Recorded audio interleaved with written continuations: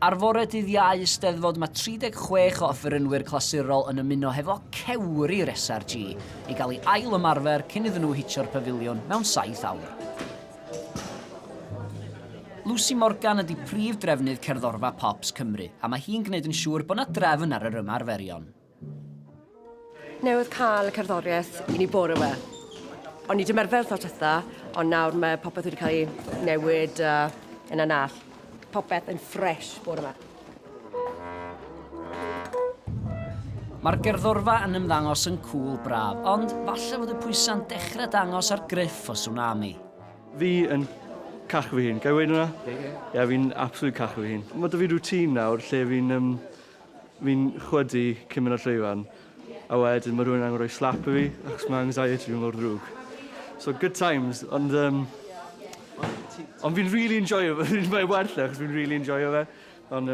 Y trefnydd cerddorfaol Owain Llwyd yn arwain y gerddorfa, ond Huw Stephens yn cael y job o arwain y noson, a cadw'r ddesgyl yn wastad rhwng y bands a'r cerddorion go iawn.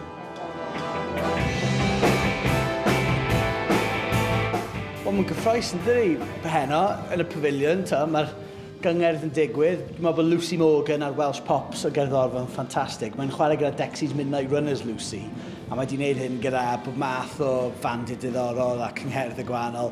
Felly mae cael gyda Sŵnami odds a Candelas heno. Mae'n i fod yn special, mae soundcheck yn swnio'n wych. Dyn ni yn yr ysgol yn y Fenni.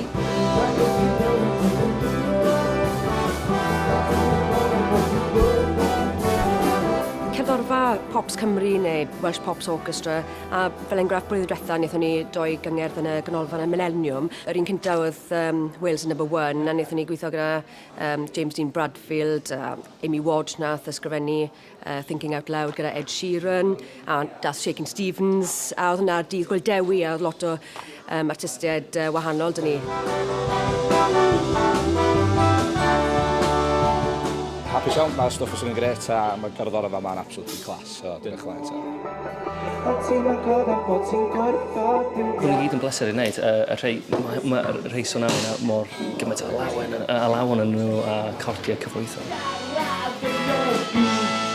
Yn anffodus, mae'r ymarferion yn dechrau mynd ar ei holi, sy'n golygu fod yna lai o amser i Candelas ymarfer, ond dyla bod hynny ddim yn broblem, achos mae Osian yn ddigon cyfarwydd efo'r darna. Nes i ofyn i Owain Llwyd, fo sy'n trefnu yr gerddorfa i Sŵnami a Grods. Nes i ofyn fo os gael wneud stwff Candelas, felly dros yr wythnosau dwytha dwi wedi bod yn trefnu 600 Candelas i gerddorfa gyfan.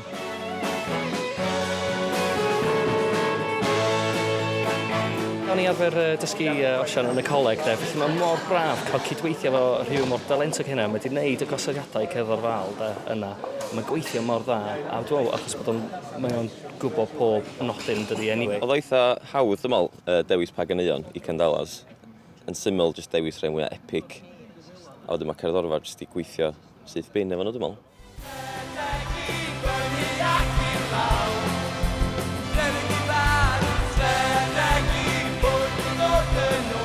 Mae lot o fe wedi bod yn digwydd. Mae proms Bawi wedi bod yn digwydd, a mae'r proms dros y blynyddoedd wedi bod yn trio pethau gwahanol allan. Chi methu jyst cadw pethau fel maen nhw. Mae chi newid, a felly dwi'n meddwl bod cael gyngerdd yma yn y Pafiliwn yn mynd i fod yn special.